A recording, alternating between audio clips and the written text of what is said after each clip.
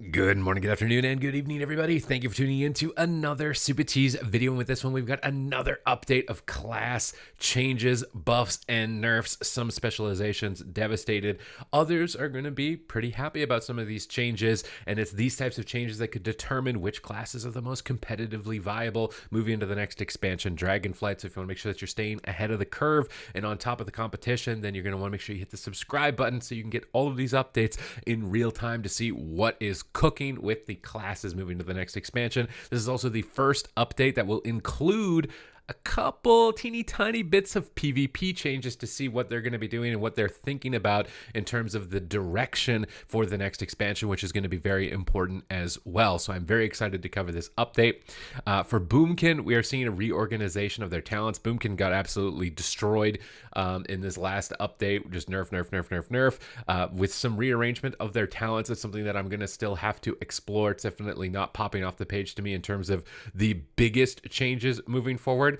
One thing that is interesting here is to see what types of tuning adjustments are being made to spells that maybe previously otherwise weren't being taken a lot in a lot of circumstances. The one that jumps off the page to me is something like Dire Beast getting its damage increased by 400%. Like, I see numbers like that and I'm like, this could resurrect a talent in a certain aspect of the game. I'm thinking something like PvP here for Beast Mastery Hunter, and it's these types of numbers that you got to like fish through all of these posts to be able to realize what's going on with the classes. Barbed Shot on top of that getting a 23% damage increase. So Beast Mastery Hunters getting a lot of love here. I really like when they go into older talents that may have otherwise not really been selected a lot and juice them up a bit so we can get some new refreshing spells that were just kind of at the bottom of the barrel due to tuning. So it's these types of changes that I do really like.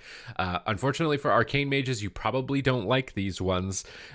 Arcane Surge, the spell damage bonus from the Rune of Power cast from Arcane Surge is now applied to its damage. Mana regeneration reduced to 425%, was 450, and the damage has been reduced by 30%. Arcane Missiles damage has been reduced by 25%. Arcane Power spell damage reduced to 20%, down from 25. Arcane Echo now scales with mastery, but the damage has been reduced by 25%. Enlightened increases arcane damage by 6% while above 70% mana, down from 8. And Mana Gem cooldown now reduced by shifting power.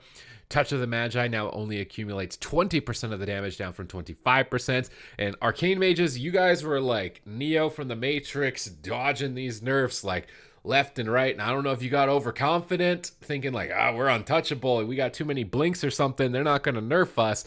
Arcane Mage got a pretty decent hit here in this recent round of changes. This is looking to be like one of the most spectacular specs to look at. Might be worrisome. Again, these tuning changes are taken directly for raid tuning, and we have to wait and see the implications on them in PvP, and if there's any PvP tuning specifically that will help alleviate something that, you know, was maybe unnecessarily or overly nerfed without taking PvP into account. But of course, as an Arcane Mage, you're not really too happy to see a huge amount of nerfs coming through. There are big changes coming through for Holy Paladin that jumped off the page to me specifically. And one of those was that Saved by the Light, the Absorb Shield has been increased by 100%. Now in PvP, this is a talent that's taken a lot. I can't speak to whether or not it's taken a tremendous amount in PvE. I can't imagine that it is if it's getting buffed by 100%. But Sacred Shield having 100% increase in shield is a really big buff to Holy Paladin in PvP. This is kind of your emergency absorb on your Beacons of Light.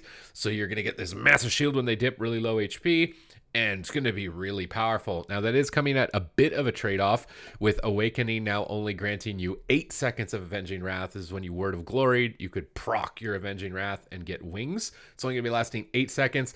I don't know how big of a deal that is, honestly, because within the first few seconds of Avenging Wrath, you've already topped every target in your party. So not lasting an extra 2 seconds. The fact they didn't go into the proc rate is probably not a big deal. You're probably way more stoked about getting 100% increased healing on your Saved by the Light. And these other changes that are in here, I've already covered in other videos. So if you would like to see those and make sure that you're up to date with those and you haven't watched them, I'll have linked in a video at the end of this one. And as we scroll down towards the bottom, we get into Shaman, which got a lot of really specific changes. And we can start to see some PvP specific things as well. With Brimming with Life, now the stamina now will grant stamina in arena matches even when reincarnation is on cooldown. So this is like a bonus stamina based on your Ankh cooldown, and Ankh is not usable in PvP or at least arena. So this wasn't really working in that environment. They've now made that talent work in this environment, so there might be even further customization. I've been spending a lot of time recently on Enhancement Shaman. It's probably going to be the first should you main specialization, and I really love what they've done with it. It feels like a version of like Mists of Pandaria mixed in with all the benefits of Shadowlands, as well as Legion with Ellie Blast, massive damage, proccing Ascendance, and with some of the changes in here towards Ascendance specifically, it's going to be a lot of fun. So Wind Strike's cooldown has been lowered to 7.5 seconds to match Storm Strike's cooldown. There's a lot of cool Storm Strike talents. I've been really liking Storm Strike build specifically, so I'm very happy to see this for Enhancement Shaman. I'm curious to see if it ends up being competitive at the end of all of these tuning adjustments, but playstyle wise, it is a lot of fun. They've done a lot of corrections here now so that Lightning Lasso will properly be affected by your master, which means more Lightning Lasso damage. Lightning Lasso is now also going to be affected by your Lightning Feral Spirits from your Ghost Wolf, so it's going to be doing some even more damage. You didn't have a really good stun before, so having a Lightning Lasso that's buffed up by all of these effects is going to be massive for potentially introducing more synergies to you with other classes that would have otherwise needed a stun from you. You can now provide that, or you can go for a lot of other options, but I'm very excited to see what happens with Enhancement Shaman. We're seeing a massive buff to Earth Living here, 250% for Restoration Shamans. I think that this was maybe very pathetically low again if we see changes that are in this range of buff or nerf. So definitely exciting to see what goes on with Restoration Shaman, and to see if it's going to be competitive or not.